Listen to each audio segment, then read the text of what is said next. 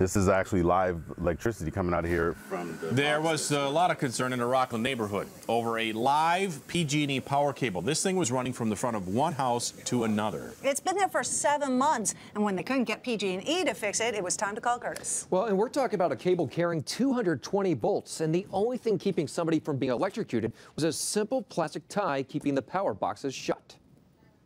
This is what scares me. Is a PG&E power cable strung from the front of Carolyn Chase's home on the ground up over a short retaining wall right into the neighbor's power box. You think that wire right there is live?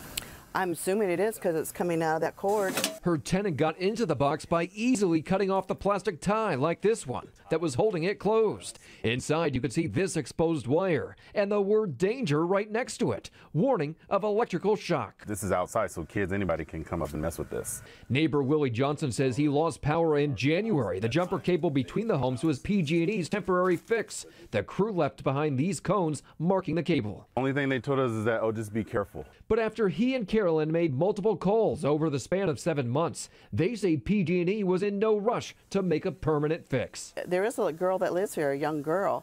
What if she were to touch these wires? Is that going to electrocute her? I don't know, but it sure scares me. We apologize to those customers. PG&E's Brandy Ehlers admits it should not have taken so long, but insists the jumper cable is safe as long as the power boxes on each house were bolted shut.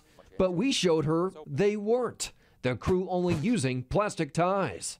That is not a safe situation right there. She admits if somebody opened the box and touched the exposed wire, they could have been killed. You're lucky nobody was hurt. We absolutely are. PG&E promised an internal investigation, and 3 days after we got involved, it's all fixed. PG&E dug up the street and got power restored, removing the jumper cable. Carolyn doesn't understand why it took us getting involved to make it happen. It worries me that they aren't up on things like this.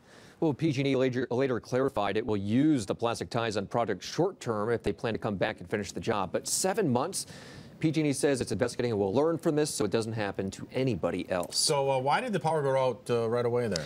PG&E says there was some road work in the area and somehow they severed a power line that was underground, and so they did that jumper cable to just get the power restored. But those boxes, I'm curious, what do they normally close them with? Normally it's a pretty good lock. I mean, it's not a big one, but there's a little lock there, very tough to get through. But they replaced it with plastic ties, something that was just easily... Zip ties, yeah. You cut right through them. Okay, thank you, sir. All right, if you have something you want us to investigate, let us know about it. You can call our hotline Monday through Friday at 916-374-1343, or you can always go to our website, cbssacramento.com, click on Call Kurtis, and fill out our form.